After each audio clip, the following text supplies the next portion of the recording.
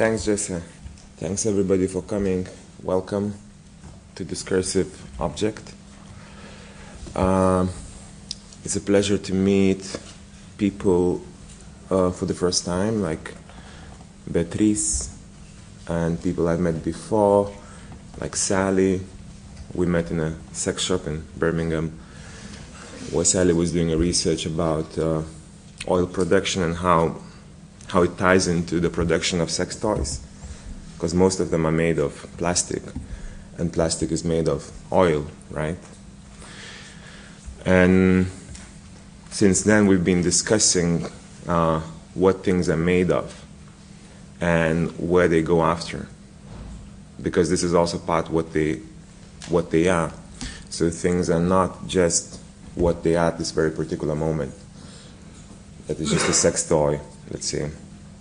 The sex toy had a past that had nothing to do with sex, and it may have future that also may have nothing to do with sex. So I think this is like our common approach to what things are, that let's say their current state is not the final state, and it's not the only thing that defines what they are. And therefore, I think Jesse is right to introduce the hologram project as an event, because it is an event. I mean, there is also lots of material objects involved, but at the same, I think the main aspect is the event. Each time and Francesco I met before, but we never had a chance to talk, so I look forward to his presentation.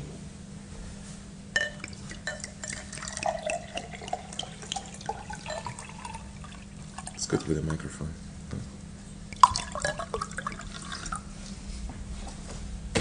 Each time, like I do this.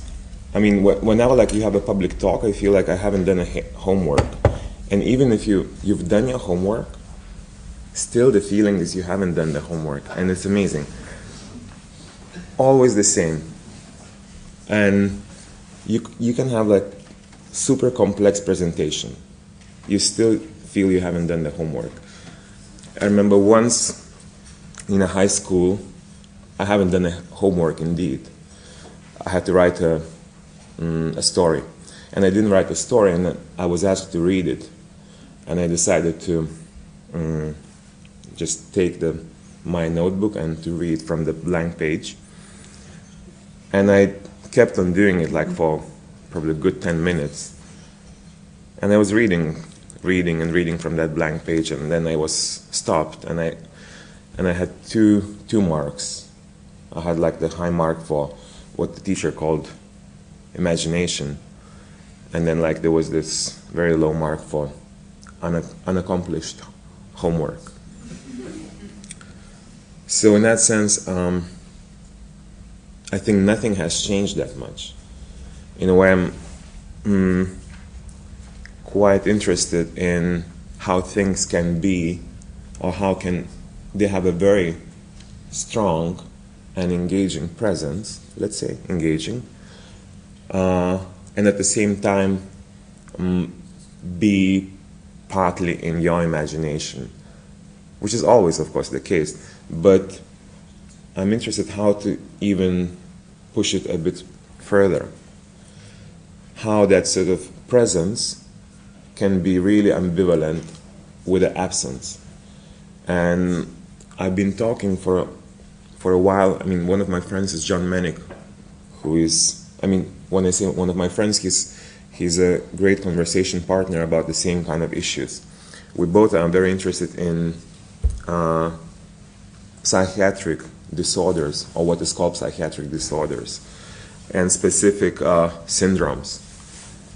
And John Manick, he sees, there's this book in US, I always forget how it's called, it's a very long title, it's like a catalog of all psychiatric symptoms and disorders, and it's being updated like every couple of years, so it's a huge book.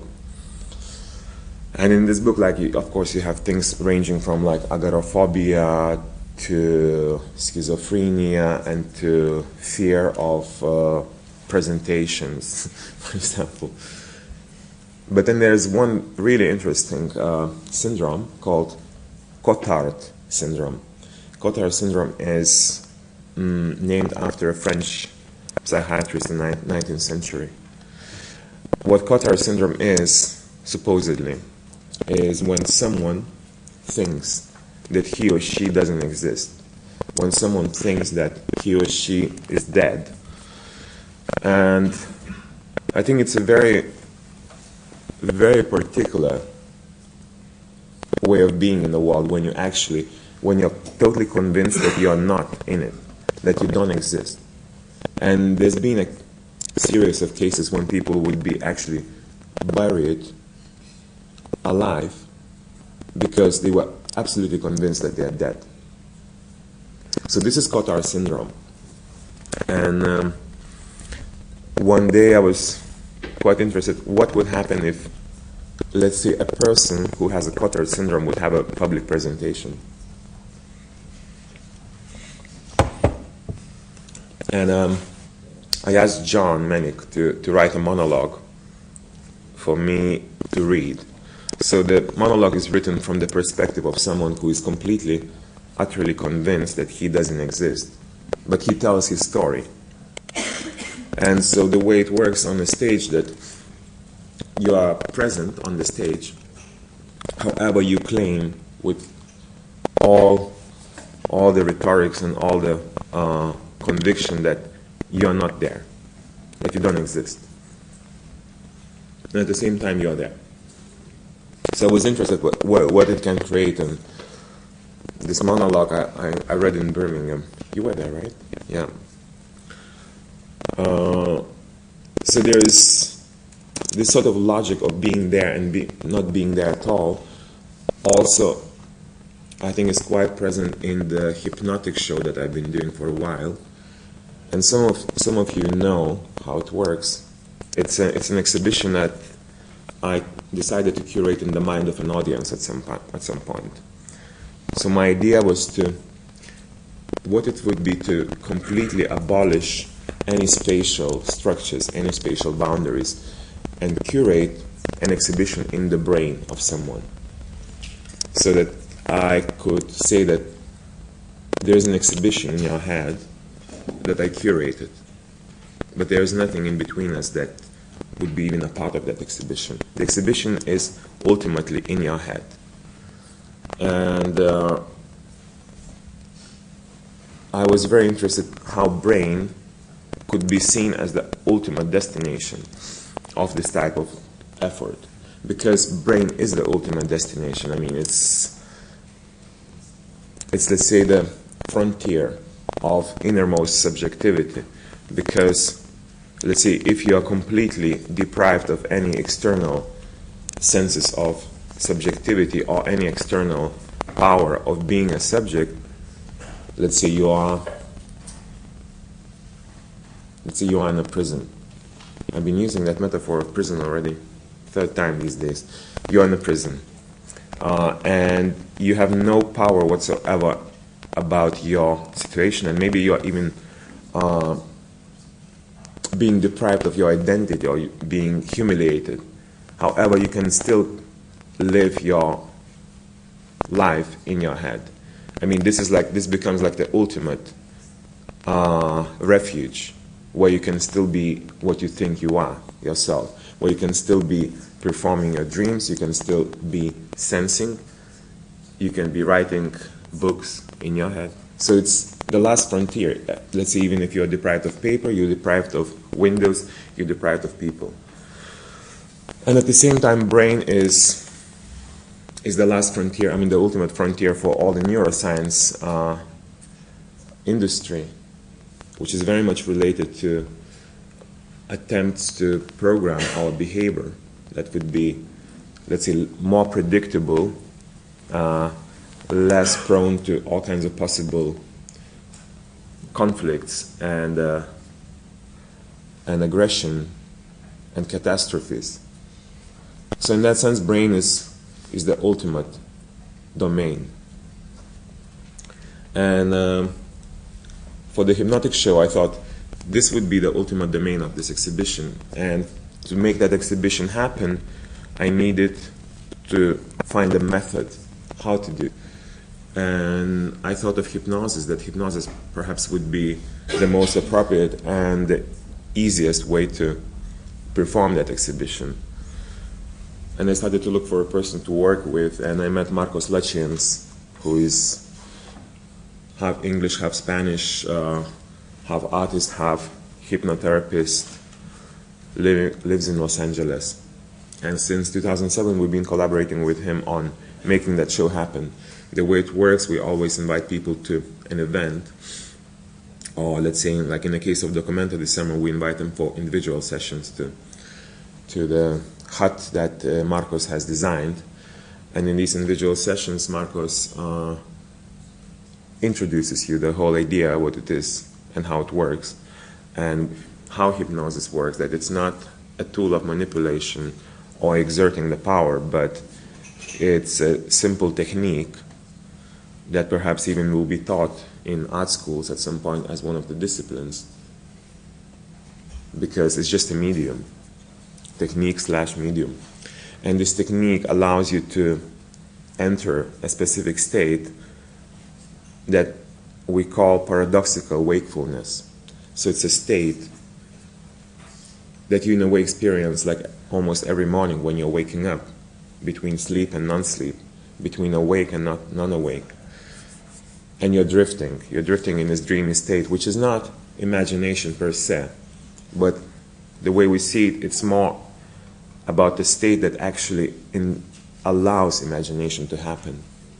So it's not imagination that makes this state emerge, but it's actually this state that allows imagination to emerge. I mean, if you're interested more about this, I would recommend to a very nice notebook that Pascal Rousseau, who's a French art historian, wrote for Documenta. It's called Under the Influence, I think. Nevertheless, it's more about yourself being able to configure your world in that sort of state that is facilitated by hypnosis. So, just to finish with the hypnosis story, the way it works, Marcos puts you in a slight state of trance, which happens through very simple technique of relaxing your body. So in a way also, like my idea, I was thinking at some point that this project is the most dematerialized project ever. And then I realized while doing it that it's actually the most body-based project I've ever been doing. It's because you get to the state of this paradoxical wakefulness through your body, not through just saying that like now you're somewhere else, now you feel differently. No, it's about your body being in a specific state, your muscles being relaxed, yourself getting heavier and heavier, and then you are also drifting somewhere else in your head. So Marcos puts you in that state, and then he guides you through stories that used to be proposed by artists or are coming from my book. So in the Documenta, we were using my book as a source of the stories. And so once I was talking to a neuroscientist in Geneva, and we were talking about, let's see, what kind of sensibility is most active in the state of when you're under hypnosis. And he was saying that this is a bit like laser light. So it's about very intense and very focused spotlight that is moving and is pulling things from the space, whatever that space is. Maybe it's a space where past and present and future are indivisible. They are not divided, and you're just pulling things from there. So it's like hypnosis works as a laser light.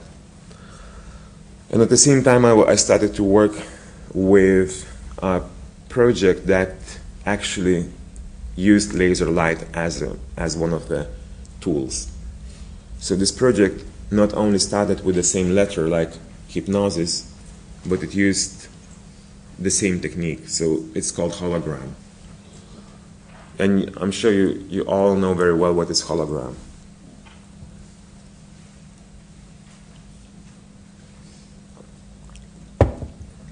I'm sure you've seen holograms of the 70s that were, or actually, they started to produce holograms on a more like industrial scale in the 60s. And hologram is what they call is a reconstruction of an object through laser technologies. So you've seen those flat surfaces which, when you look at them, produce a 3D image, an illusion of full volume image, full volume object. And those are holograms of what's so-called analog holograms of the 70s. The way it works, I mean, holograms were invented as a sort of, it's a byproduct of other type of research. It's a byproduct of the research in microscopic optical technologies. One of the scientists, I mean, who was working with it, he at some point of his research noticed that, let's say, if you transmit a laser beam to this object, it comes to this object and then it bounces back. If you cut this beam that has bounced back with another laser beam, where the two meet, an interference pattern emerges. And this interference pattern is the basis of hologram. This is where hologram is. This is where the object becomes recorded in its full extent, in its full 3D life, I mean in its full volume, with all the smallest details, because laser exposes everything. And if you transpose that interference pattern into a surface that has a photo emulsion on it, and then you transmit a laser light on it, you have this whole illusion of full volume object. So it's much more concrete than, let's say, photograph. It's a very different technique. It's a reconstruction of an object. It emerges in its full material life, except the fact that it's an illusion. And when you move, the object also moves in a way that it can merge into another object. But this is already like a different story. This is how people started to creatively approach holograms. So let's say you would have a cat, and the cat would merge into a dog. In your simple movement along that flat surface. So why I was interested in hologram? Yeah. Around the same time I was doing the hypnotic project, I thought that it would be very interesting also to curate an exhibition in hologram. And my idea was very simple. Imagine you have something of this size, or like this lady, and in this scale you have a group exhibition with all spatial complexity. There is an object that Beatrice produced, there is a door that Sally left open, there is a bike that fell off the shelf, there is Ryan Gunder's sentence on the wall, Jesse is working in a corner. So imagine you have the whole world in it, and whenever you come, everything is aligned. You move, things emerge. So I was interested in a group exhibition in one object. I think that was sort of my first impulse, which again I had to do with some like a bit of a joke, because I thought what would happen if you curate an exhibition that is one object, that is transportable, that is transmittable very easily, and at the same time it remains as one object. When I was talking to my friend Sofia Hernandez about this idea, she immediately pointed that there is a strong religious aspect in it. The idea that there is one, something that is one, however it's a collective group composition of things. And so I started to think a lot about composition. In a classic analog hologram of the 70s, what is really interesting is that, and this aspect becomes like one of the driving tropes for the whole, like what they call holographic model of the universe. That's the fact that any point, any detail, any part of the hologram contains all the information of the whole hologram. So let's say if you have a hologram of a cat,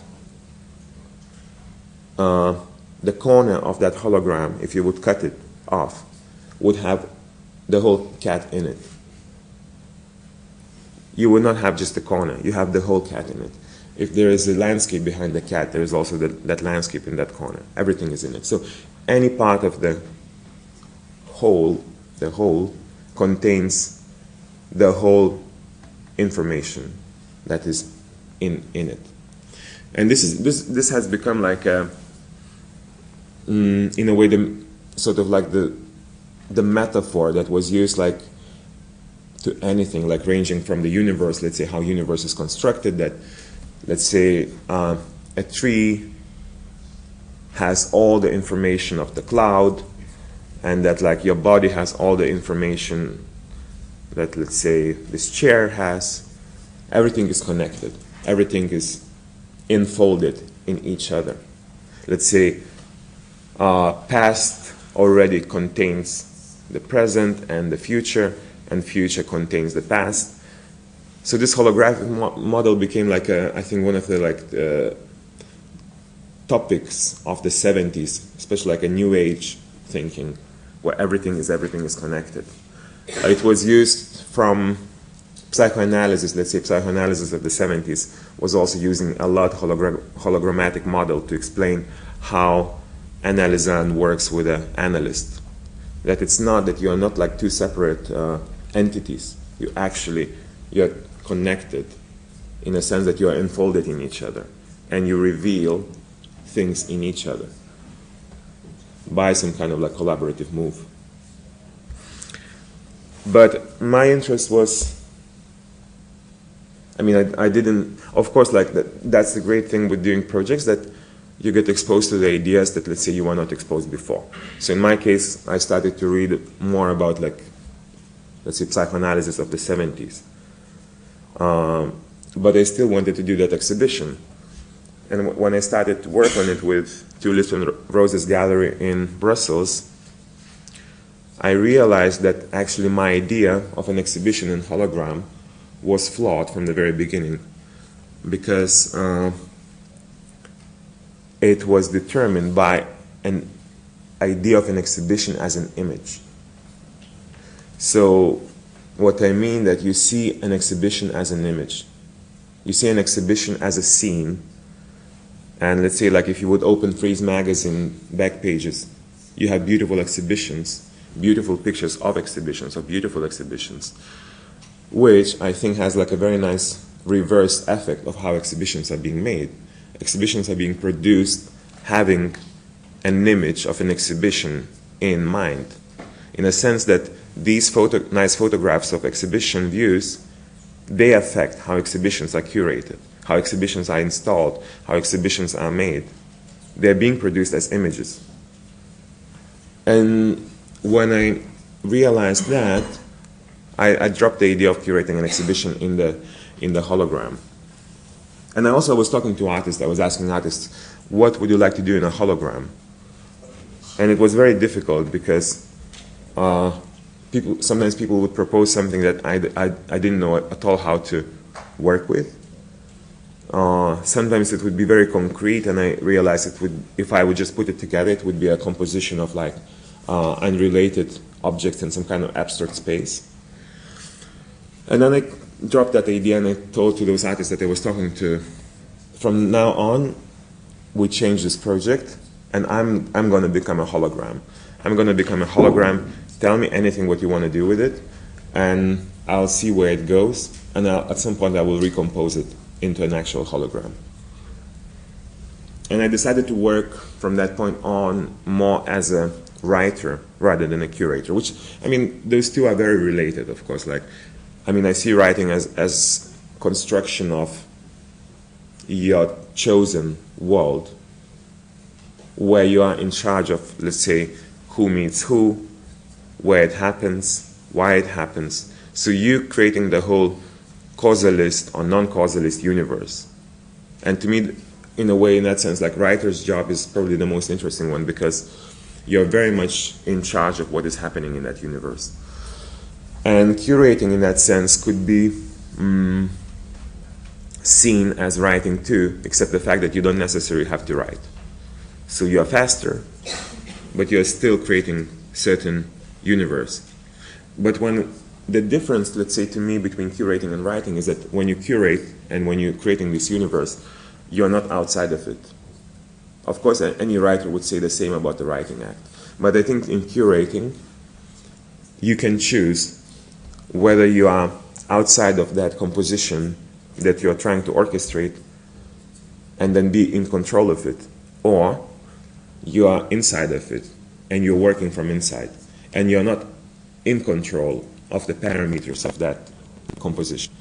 So let's say, if to use like any kind of graphic model of how it works, if I decide to create an exhibition of a shape of a triangle, I'm outside of this triangle and it's a shape of a triangle. But if I'm inside the composition, the outlines of the composition are identical to the projects of other people I work with. So the outlines are created by individual projects, and therefore you as a curator, you're not aware fully what they are, because you decide not to be fully in control of it. So anyway, this was a footnote. I decided to work as a writer, and I thought I would work with a study of a character instead of an exhibition.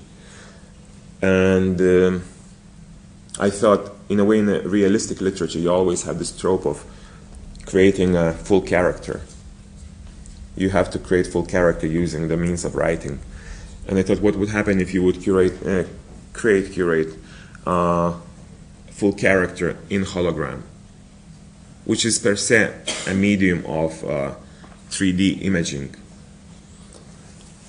And then, of course, you have to use also the main operation of hologram, which is merging, one thing merging into another. Then I thought I want to work with twins. So I found twins in Vilnius, in Lithuania, two brothers. And in this hologram that I produced first, which is a character study, you have one of the twins merging into another. So when you move, you don't notice anything special. It's just like someone changing the expression of his face. And of course you notice that something changes, like also like in a bit in the shape of the head and overall like vibe of the person. But it was just a sort of attempt to create a character that is composite. So it's one character, but it's composed of two people. And it looks like one person. In a way, I think my inspiration came from, Olsen twins. They were playing the same character on a TV series when they were kids. Because of labor laws, kids were not allowed to play more than like a specific number of hours. So in order to keep shooting the series, they had to use both of them, but to play the same character. And what the audience would see, you would see the same character, although it was played by two people.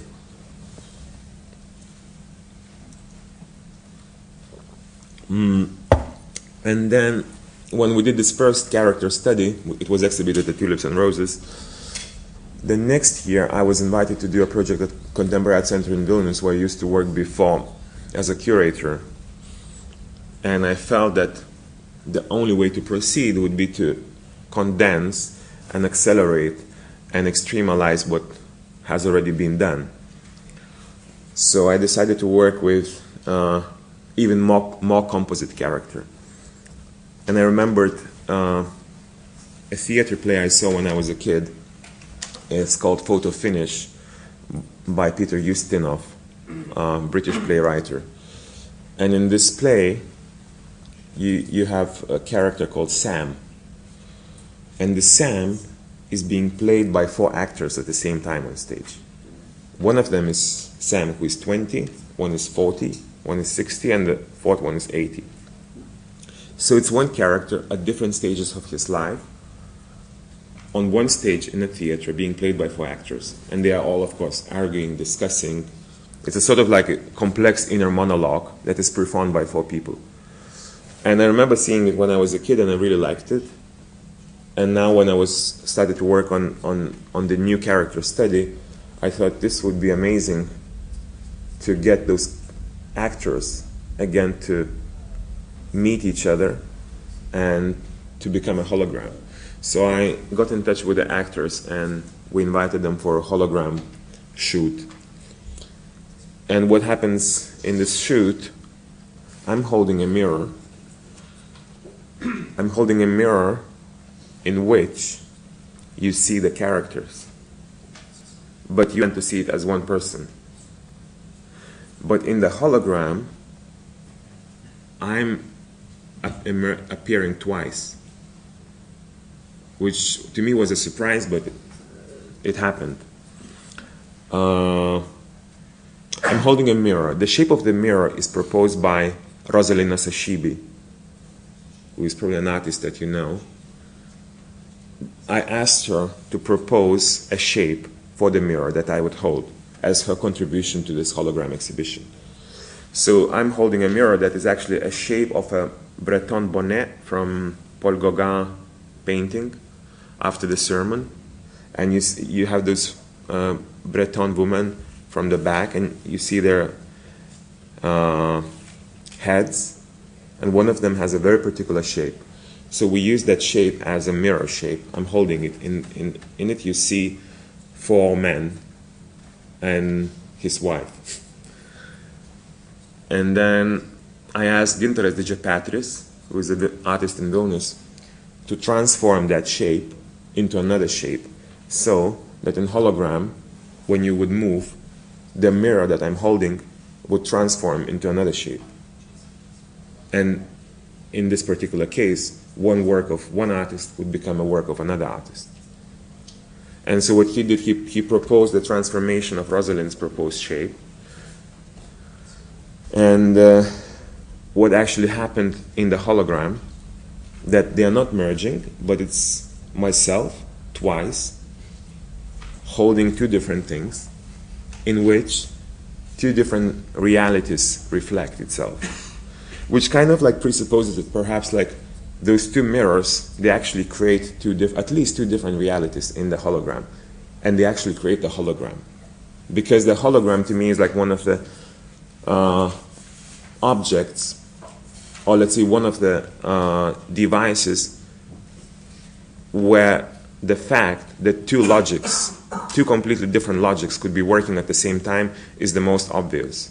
So let's say this whole idea of merging, that you see cat becoming a dog, to me it's a beautiful and very physical, although at the same time illusionary aspect of how 2 things, or let's say how one thing could be 2 things at the same time, at least.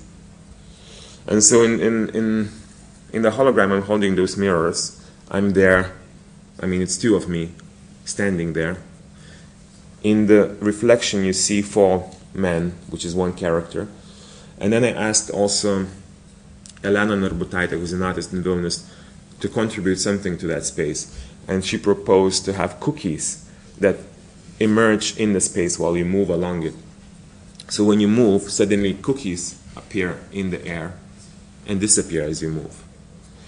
And what is behind us is, once I sent a poster of Jay Dilla, Detroit hip-hop producer, working in his studio. It's a beautiful poster produced by Stone's Throw Records and I sent it to my friend Gabrielle Lester to Shanghai. And it arrived completely damaged. It arrived not anymore as a poster, but as a 3D object. So to me, it was also like a funny thing that happened that in a way proposed me to use it as a background for this exhibition where you have 4 characters, cookies, 2 of myself, and different realities completely merging with no causalist logic at all. I mean, when I saw it, I realized time doesn't apply, space doesn't apply, and I'm still working with what kind of language that content of the hologram actually produces, how you can speak about it. Unfortunately, we have to move on, so thank you very much. Thank you.